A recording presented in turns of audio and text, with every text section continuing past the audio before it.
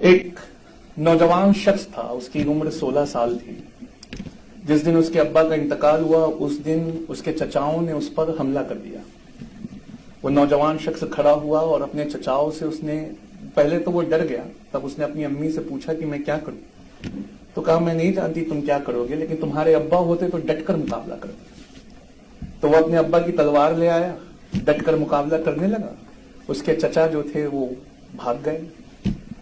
اور 14 سال کی عمر میں یہ بچے نے اس بات کو سمجھ لیا کہ میری لائف کو سیٹ کرنے، میری لائف کو یوں کہہ لیں ری سیٹ کرنے اب اس دنیا میں کوئی اور نہیں آئے گا، اللہ کی مدد سے مجھے یہ کام خود کرنا ہوگا.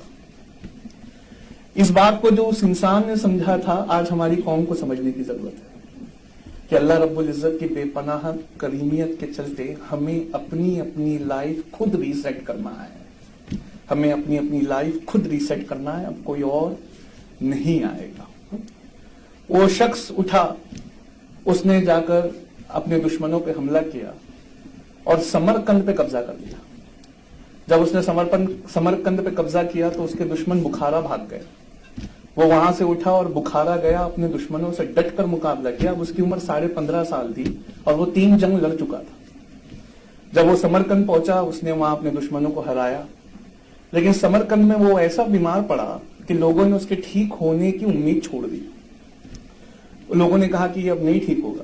تو سمرقند اور بخارا دونوں جگہ اس کے رشتہ داروں نے قبضہ کر لیا.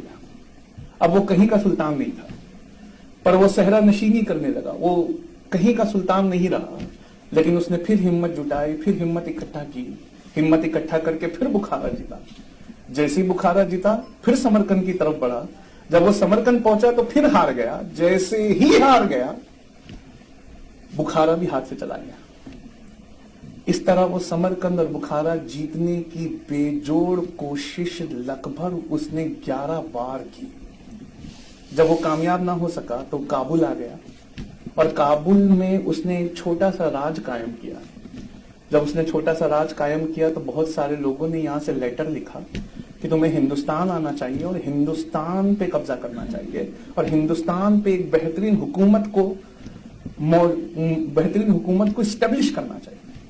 جب وہ انڈیا پہنچا تو اس وقت جس لوگوں نے انہیں بلایا تھا اس میں سے ایک نے ہی اس پہ حملہ کر دیا. جب وہ حملے کا جواب دینے وہاں پہنچا تو دیکھتا ہے کہ 1,20,000 کی فوج وہ لے کر آیا ہے اور سامنے جو اس کا دشمن تھا اس کے پاس 3,60,000 کی فوج تھی. وہ گھبرا گیا. جب گھبرا گیا تو اس کے لوگ اس کو چھوڑ کر جانے لگے. جب چھوڑ کر جانے لگے تو وہ کھڑا ہوا اور کھڑے ہو کے اس نے دنیا کا سب سے چھوٹا خطبہ دیا.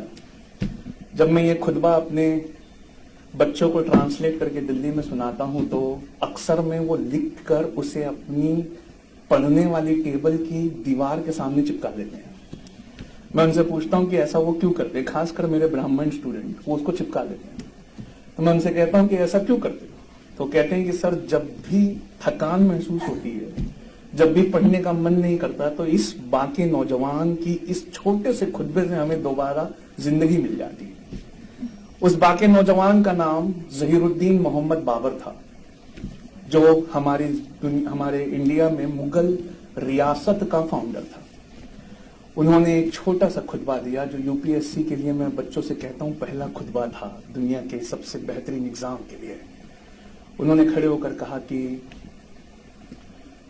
مشہور اور کامیاب ہونا یہ ہماری امانت ہے اور یہ جسم موت کی امانت ہے. مشہور اور کامیاب ہونا یہ ہماری امانت ہے اور یہ جسم موت کی امانت ہے. اس سے پہلے کہ موت آئے اور لے لے جو اس کی امانت ہے، چلو چل کر ہم وہ لے لیں جو ہماری امانت ہے. کہا کہ اس سے پہلے کہ موت آئے اور لے لے جو اس کی امانت ہے، آؤ چلو چل کر ہم وہ لے لیں جو ہماری امانت ہے.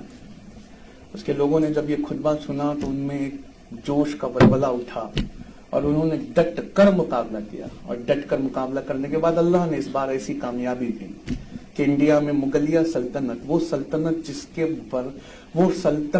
جس کے مقابلے دنیا میں پھر کوئی سلطنت نہیں ہوئی، وہ قائم ہوئی. وہ مغلیہ سلطنت جس کے آج بھی جیتے جاگتے نمونے دیکھنے دنیا سے لوگ کروڑوں ڈالر خرچہ کر کے آتے ہیں، جس کے تاج محل کا آج بھی کوئی جواب نہیں ہے، وہ قائم ہوئی۔ بابر نے اپنی کتاب میں لکھا، یو پی ایس سی کا دوسرا نیم کیسے اس ایگزام کو نکالا جائے، اس نے لکھا کہ اگر ہمیں اس جنگ میں فتح نہیں ملی تو کوئی بات نہیں، اگلی جنگ میں ملے گی، اگر اس جنگ میں فتح نہیں ملی تو کوئی بات نہیں، اس کی اگلی جنگ میں ملے گی، اور اگر اس میں بھی نہیں ملی تو مجھے غم نہیں کہ میرا رب صرف اس بات سے راضی ہے کہ ہر بار شکست کھانے کے بعد میں دوبارہ اپنے پیروں پہ کھڑا ہو جاتا ہوں۔ یہ ایٹیٹیوڈ ہماری قوم سے لگ بھگ چلا گیا ہے، ہم شکست کھانے سے پہلے لگ بھگ شکست کھائے ہوئے محسوس کرتے ہیں، جتنی بار ہمیں اکھاڑا جائے اتنی بار ہمیں دوبارہ اپنے پیروں پہ کھڑے ہونا ہے۔